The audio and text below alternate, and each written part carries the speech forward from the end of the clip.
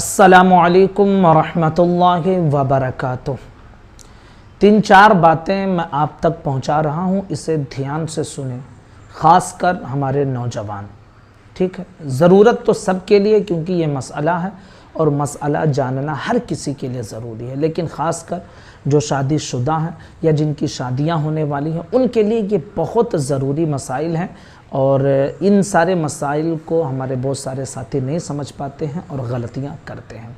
देखिए, अल्लाह तबारक व तआला ने हमारे अंदर खाने की भूख रखी है, ठीक है, और इसी तरह प्यास रखी है हमारे जिस्म में, लेकिन उसका जायज़ तरीक़ा है कि हम किस तरह जायज़ तरीक़े से रोज़ी हासिल करके अपनी भूख को मिटा सकते हैं, किस तरह हम पानी से अपनी प्यास को बुझा सकते हैं, है ना। जो भी चीज़ अल्लाह ने रखी है तो उसका हल भी मौजूद है और उसका जायज़ तरीक़ा भी मौजूद है। जायज़ तरीक़े से जब हम कोई काम करते हैं तो हमें उस पर सवाब भी मिलता है। इसी तरह अल्लाह तबारक व तआला ने बंदे के जिस्म में शहवत रखी है और उस शहवत को मिटाने के लिए अल्लाह ने एक जायज़ तरीक़ा बताया है और वो निकाह है। निकाह के ज़रिए जो है शौहर और बीवी अपनी ख्वाहिशात पूरी करते हैं। अगर ये जायज़ तरीक़े से हो तो अल्लाह तबारक व तआला इस पर सवाब भी अता फरमाता है। इसके हवाले से आजकल बड़ी गलत फहमियाँ लोगों में मौजूद हैं, जिसको समझना हमारे लिए ज़रूरी है। नबी पाक सल्लल्लाहु ताला अलैहि वसल्लम ने ख़ुद निकाह की तरगीब फरमाई है। कौलन यानी आपने हदीस मुबारका में, बातों में आपने इसकी वजाहत भी फरमाई है, और अमलन यानी आपने शादी करके बताया कि किस तरह दुनियावी ज़िंदगी गुजारनी चाहिए। ठीक है, तो नबी पाक सल्लल्लाहु अलैहि वसल्लम की रहबरी हमारे लिए मौजूद है और सुबह क़यामत तक के लिए हुजूर का फरमान किताबों में मौजूद है।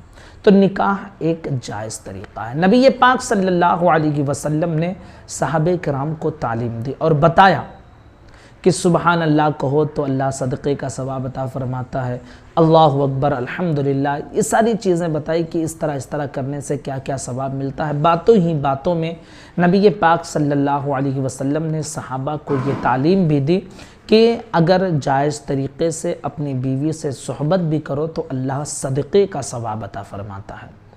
सहाबे किराम जो है थोड़ा परेशान हुए, उन्होंने नबी पाक सल्लल्लाहु अलैहि वसल्लम से अर्ज़ किया, या रसूल अल्लाह अलैहिस्सलातु वस्सलाम, बीवी से जब सोहबत की जाती है तो उस वक्त तो शौहर और बीवी अपनी ख्वाहिश को पूरी करते हैं, इस पर सवाब कैसे मिलता है। तो नबी पाक सल्लल्लाहु अलैहि वसल्लम ने बहुत प्यारा जवाब दिया और इरशाद फरमाया कि अगर ये निकाह के बग़ैर यही काम करते तो क्या अल्लाह तबारक व तआला उन्हें गुनाह नहीं देता। सहाबा ने अर्ज़ किया, यकीनन गुनाह मिलता।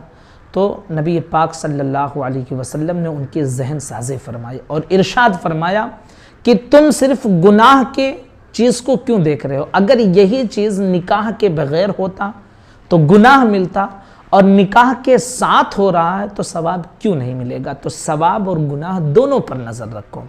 साहबे कराम को हुजूर ने ये तालीम दी। अब जो गलतियाँ हमारे मुआशरे में होती हैं वो ये कि शादी करने के बाद शौहर ये समझता है कि बीवी अब मेरे हक़ में आ गई है, अब मैं जैसे चाहूँ इससे फ़ायदा उठाऊँ।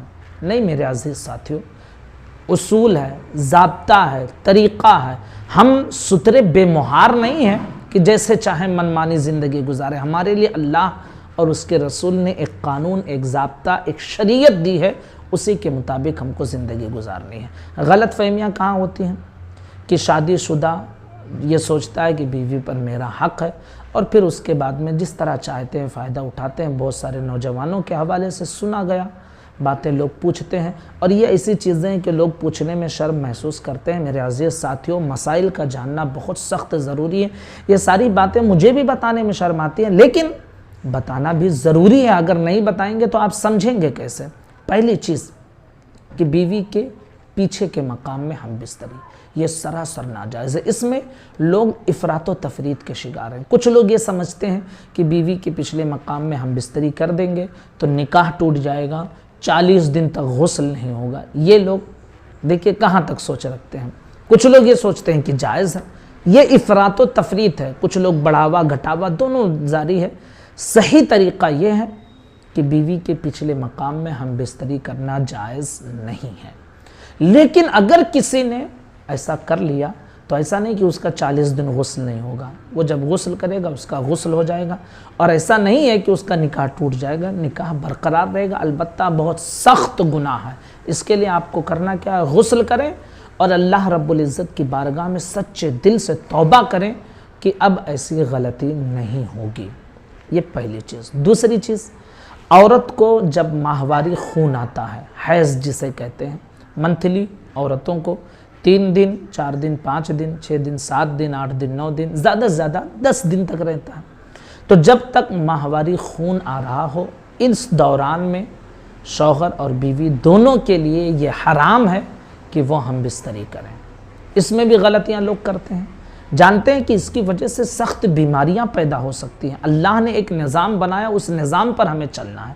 تو یہ جو ہے جب ماہواری خون آئے تو اس وقت آپ دور رہیں اور بیوی کے ساتھ ہم بستری نہ کریں۔ اسی طرح بچے کی ولادت کے بعد خون آتا ہے جس کو نفاس کہا جاتا ہے، ٹھیک ہے۔ اب اس کی زیادہ سے زیادہ تعداد جو ہے کہ کتنے دنوں تک آئے گی، وہ 40 دن ہے، کم سے کم کی کوئی تعداد نہیں ہے۔ ایسا بھی ہو سکتا ہے کہ نہ آئے، اور ایسا بھی ہو سکتا ہے کہ 2 دن 3 دن 4 دن آئے، ایسا بھی ہو سکتا ہے 10-15 دن آئے، لیکن زیادہ سے زیادہ 40 دن آئے گا، اس سے زیادہ نہیں، ٹھیک ہے۔ تو جب تک نفاس کا خون نہ بند ہو جائے اس وقت تک بیوی سے ہم بستری کرنا بالکل ناجائز و حرام ہے، ٹھیک ہے۔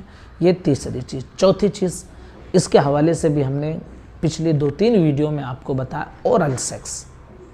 یہ بالکل گھٹیا چیز ہے، اور اس طرف ہم مسلمان ہیں، اللہ رب العزت نے ہم کو ایک نظام، ایک طریقہ دیا ہے، ہم اس نظام اور اس طریقے کے مطابق زندگی گزاریں۔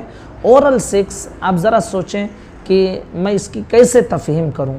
آپ لوگ جانتے ہوں گے یا نہیں جانتے ہوں گے تو کبھی جان جائیں گے کہ منہ میں شرمگاہ لینا دینا اور ڈسچارج کر دینا، یہ ایک گندی چیز ہے بھائی۔ ہمارا منہ کھانے کے لیے بنا ہے، پاک چیز ہم ڈالتے ہیں، اس سے اللہ کا نام لیتے ہیں، اس کے ذریعے ہم اللہ کا ذکر کرتے ہیں، قرآن پڑھتے ہیں، تسبیح پڑھتے ہیں، اور اس میں گندی چیز ہم ڈالیں، یہ بالکل شرعاً ناجائز ہے، اور ایسا ہمیں ہرگز نہیں کرنا چاہیے۔ ہمارے مسلم بچے آج کل نیٹ پر جا کر اس طرح کی جو ہے نا چیزیں دیکھتے ہیں اور پھر اسی طرح کرنے کی کوشش کرتے ہیں۔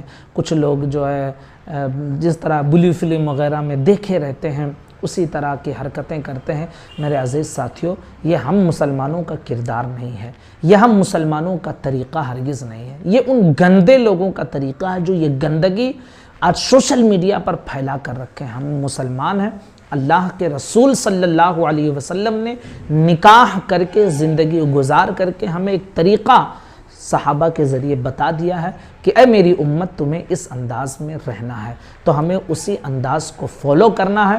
اس میں ہمیں دنیا میں بھی ثواب ملے گا، اولاد بھی ملے گی، خواہش بھی پوری ہوگی، اور انشاءاللہ العزیز اس کا بدلہ آخرت میں اللہ رب العزت ضرور عطا فرمائے گا، کیونکہ ہم اس کے پیارے نبی کی سنت پر عمل کر رہے ہوں گے۔